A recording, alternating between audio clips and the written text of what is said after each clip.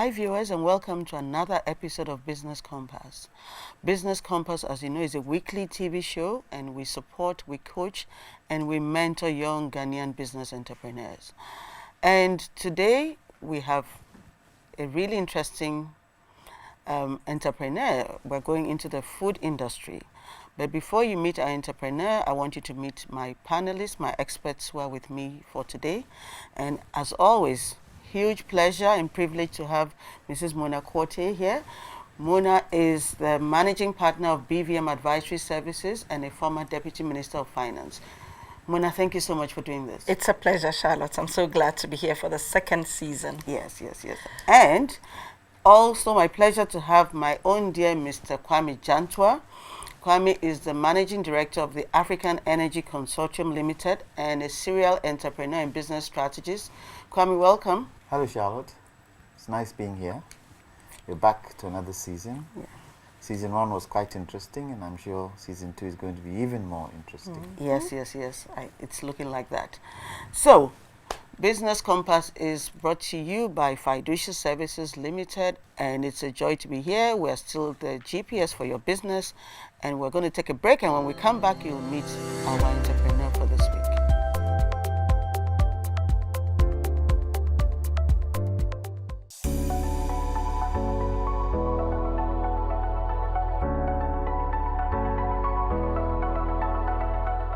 My name is Lloyd, co-founder and CEO of Penta Foods Limited. We are into the production of probiotic yogurt, highly nutritious probiotic yogurt with a brand name Go-Gut. My partner and I started this business with a couple of friends somewhere in 2012. A couple of guys pulled out, and so just left with the two of us actually. And we've been running this business since.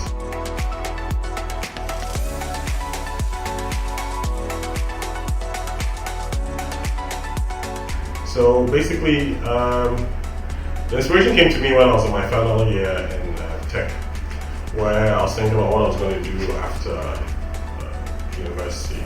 Whether I was going to proceed and do my master's or go ahead and start a business. And starting a business was what came naturally to me. The reason behind yogurt is a very nutritious product which we can use to bridge the nutrition gap for a lot of growing Ghanaians. It comes in so many forms, and so we decided to venture into that market and see how it was going to go. Well, our main challenges revolves around finance. For manufacturing, you need a lot of investment capital to invest in raw material acquisition, equipment, training of staff, marketing, all that. And even when you're registering a company in Ghana, you have to start paying taxes right from the onset. So that's our biggest challenge right now. But we're working on that. We also, another challenge we have is with customers, being able to pay on time so that we can also invest in raw materials and stuff like that. So yes, I'll say that's our biggest challenge at the moment. So when I learned about Business Compass, I was really intrigued because you hardly get the opportunity to meet people of such caliber and experience who can look through your business and give you very key points that you can work on to improve upon what you're doing. Especially with my background as a biochemist and with no background in any business running or finance or anything of that sort. I always look for such opportunities to meet with people who can give me a proper assessment of how we're doing and where we can improve. So my key expectation is that they would have give me a thorough assessment of my business and point me in the right direction.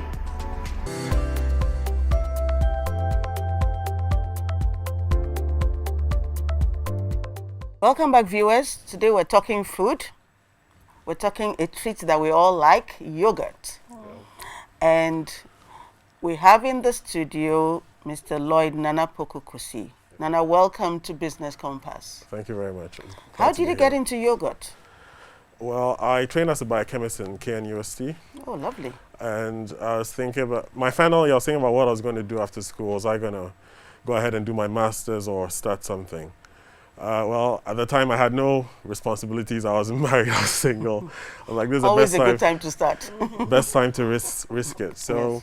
I came together with a couple of friends. Initially we were 5. 2 pulled out before we executed, and 1 unfortunately passed away a couple of years ago. So that's how we started. We started our first batch from my mom's kitchen, and it grew from there, and then now we're at our current production facility.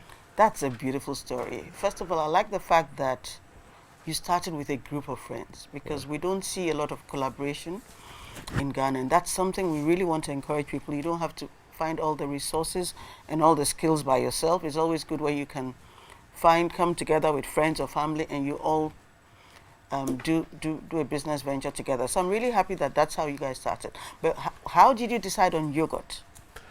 Well, we thought about the health of especially growing kids. Okay. And we realized that especially for those in the African setting, we don't have a lot of the nutrition coming from dairy sources. Okay. And looking at, I mean, there's not everybody who can afford a can of milk or a box of milk for breakfast every day. So what's the best means of imparting the necessary health benefits from dairy products to our growing kids and to adults as well? And we thought about yogurt as the best vehicle. If I took a glass of milk and a same volume of yogurt, the nutrition absorption you get from yogurt versus milk will be more because of the acidic nature of the yogurt product. So that's what came to mind, that this would be the best vehicle to introduce beneficial nutrition as well as probiotics into the nutrition of That is, growing you're just adults, brilliant. I'm just awed by you.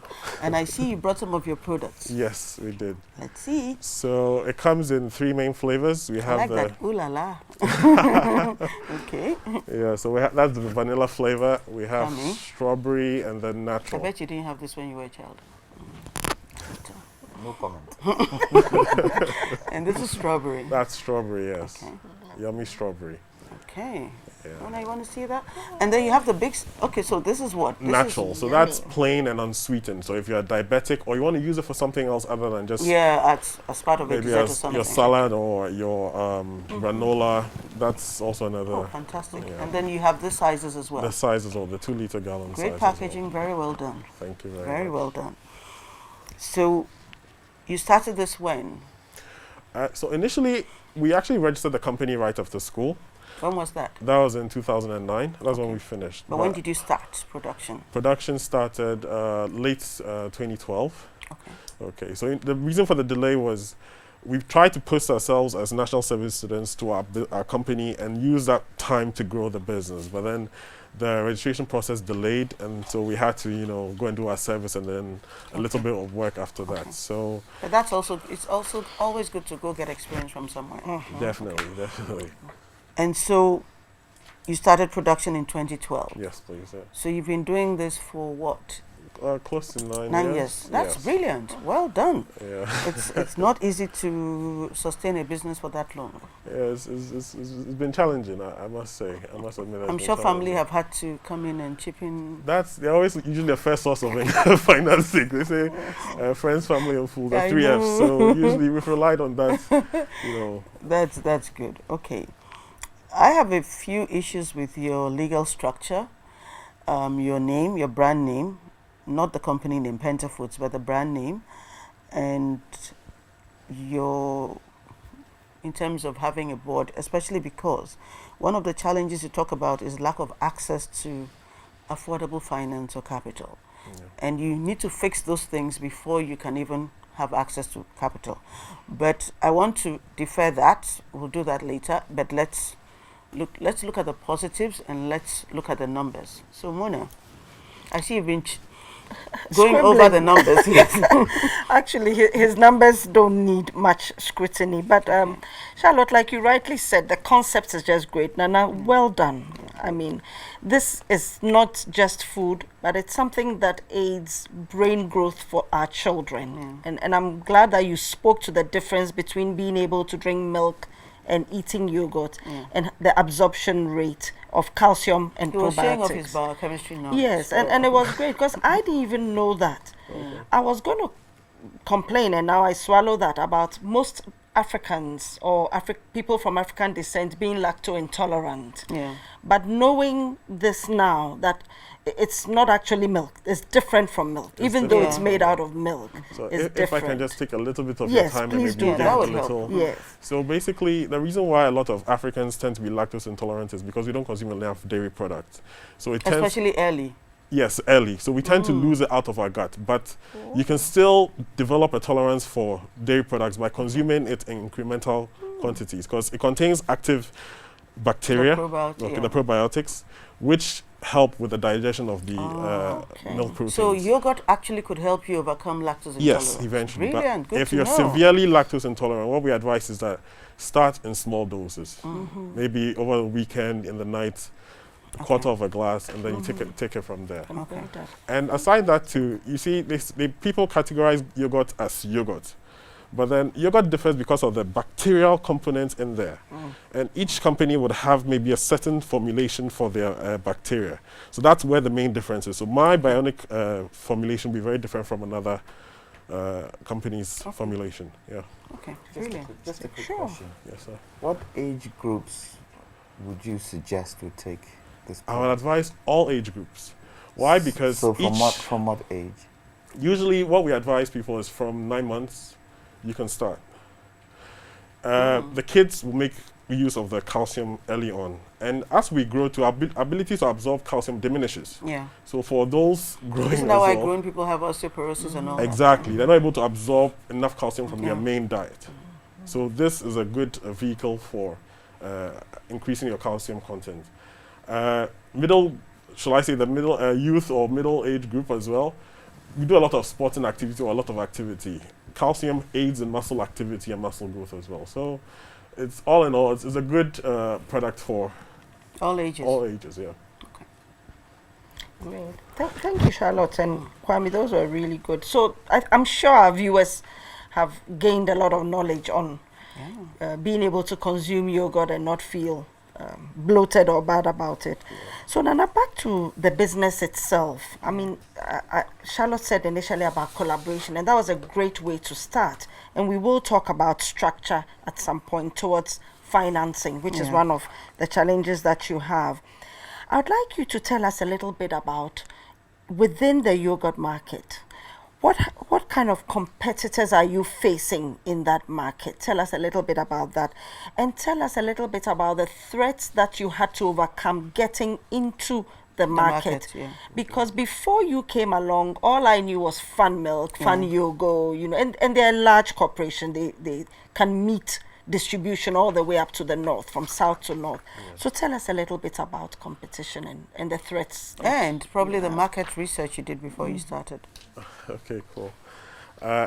So the market is big. I mean, in Ghana, the main, the biggest player in the market is Fan Milk Ghana Limited, but there are other players as well.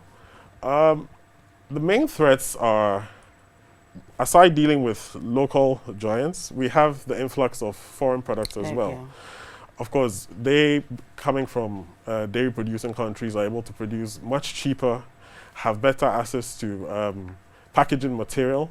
So all in all, they come in and it undercuts our ability to compete. Aside that too, you have a lot of, shall I say, retail outlets who would prefer to stock these. You get what I'm trying to say. And of course, they've built on technology over years and decades, so they're more experienced when it comes to packaging and product formulation than we are. The impediments to market entry are capital, okay? Because you need, since you are dealing with active bacteria, you need to be very careful when you're producing this product in order not to, shall I say, for want of a better word, poison your clients. Because if you don't take care of your production process, it could easily lead to food poisoning and stuff like that. So, market entry, access to raw materials, and unfortunately in Ghana, or shall I say in West Africa, we don't have a big dairy market. So then we have to import most of our raw materials, and that's a huge issue because of forex exchange problems. Also dealing with forex risk. Yes, because you import today at a particular price. Before your next order, the prices have shot up because not from their end, but because your currency has depreciated. You have to. Meanwhile, you have to maintain the same pricing as much as possible. As much as possible. And purchasing power. Yes. So, Nana, one of the big things that I wanted to bring out of this was the fact that I know when I spoke to you earlier, you talked about that you actually had to start importing milk at one time, milk Yes. powder Yeah. to use. Yeah. So you became an importer of milk powder rather than buying from the local Yes. market. And that involved going to financial institutions Yes. to borrow money to do this in bulk. Yeah.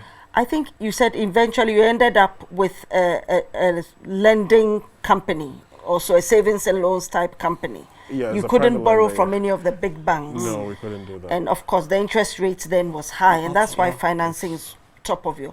But it was nice to see that you then started to sell some of the milk powder you were not using. Tell us a little bit about having that secondary stream of income. Was it a true stream of income, or what? Yes, How did that go? It was good. It was good. What we realized was that when we bring in a container, we cannot use all at a go. And instead of leaving it in our warehouse, it made sense to sell to other dairy processors as well. So that was a good stream of money. The challenge with that was, of course, sometimes people are not sure of the brand that you're using and they have to try it out, and we had to go through all those mechanics. Eventually, That's the other people you're selling to. yes, but eventually we had to suspend that because looking at the rate at which the prices were going on the world market, especially last year with the onset of COVID, initially the market collapsed. That was the early stages of the lockdown. And then suddenly prices just shot up.